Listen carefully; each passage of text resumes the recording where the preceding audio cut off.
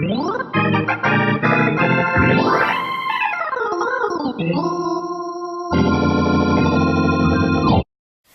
and welcome back to Time Travel Television. Today we're talking about Jolliet, the first Europeans in the Mississippi River. He's going to tell us about life and explorations. Hello, Mr. Jolliet. Thank you for having me on your show. I'm happy to be here. Let's get started. Tell us about your early life. I was born in New France in 1645. My father, who was a craftsman, died when I was very young. When my mother finally remarried a farmer, we settled in Beauport near Quebec City. Sorry to hear about your father. That must have been rough. Thank you. So what kind of education do you have? When I was 11, I went to the Jesuit College in Quebec where I studied philosophy and was getting ready to enter the priesthood. Did you ever become a priest? No, I gave those studies and went to France for a year where I studied hydrography. Hydrography? What's that? It is the science of charting bodies of water, which came in really handy for me later in life. We'll come back to that later. Right now, I want to know more about your hobbies or interests. Well, I played the organ. In fact, I played the organ at the Cathedral of Quebec for many years. Okay, we know that you didn't become a priest. So what did you do? When I returned from France, I entered the fur trade, which was the main business in France at that time. Were you successful?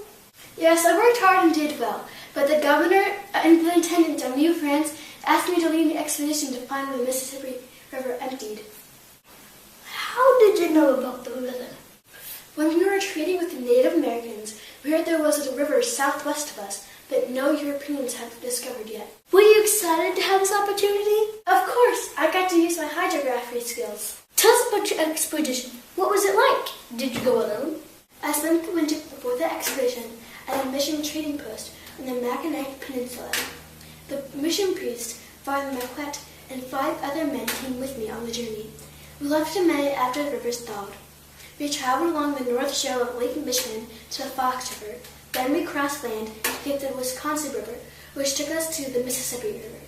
We started down the Mississippi River on June 15, 1673. We preached to the Native Americans along the way. When did you reach the mouth of the Mississippi?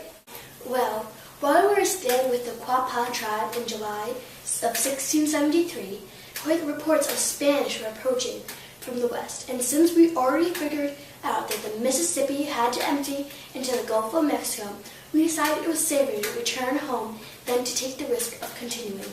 So you never reached the mouth of the Mississippi? Or did you? No, I did not. But I got the information that my governor needed. Did anything unexpected happen? Yes. On my way back home, after Marquette and I split up, my group hit rapids and our canoes overturned. I was the only one who survived because I was able to hold on to a rock overnight until I was rescued the next morning. I also lost all my notes and papers from the journey. Was it hard to finish your report without any of the notes? Yes, but I remembered the journey with great detail and was able to give an accurate account. What was your life like after you returned? I got married and continued with my successful fur trading career. Did you ever go on any explorations again? Yes, I did. I traveled to the Hudson Bay where I found out the English were close to taking over the French furting routes. I also made several other trips. I mapped the coastline of Labrador where I found out their only resources were whale and sea oil. Unfortunately, while I was gone, the island where I owned was seized by the British. Oh, that sounds terrible. It was, but I had to focus on my career as a Royal Professor of Hydrography at the Jesuit College in Quebec. Oh, what an honor to have that title. Thank you. Oh, we're almost out of time for today. Let's take a commercial break and then we'll wrap it up. If you want fur, we got fur. Fur hats, fur shawls, and fur boots. So, we'll treat for any type of oil. Whale oil, sea oil, any type. So, if that special someone in your life wants a new fur shawl, we got 'em. Because this new one is warm and white is the new black. So, come down to the New France Fur Traders today. That's F-I-R. I mean F-U-R. I need to enter with a cappuccino stat. Wait, starting? Welcome back. Thank you, Louis and Juliet, for visiting with us today. Thanks to your high graphy skills, future generations of European settlers will be able to develop this great continent. In fact, there are several places named after you in the United States and Canada. Thank you, Louis and Juliet, for visiting with us today. Thank you. It was my pleasure.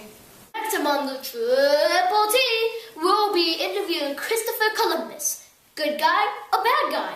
Don't miss this controversial episode. Until then, keep your eye on the future, but don't forget the past. Fade out. Goodbye.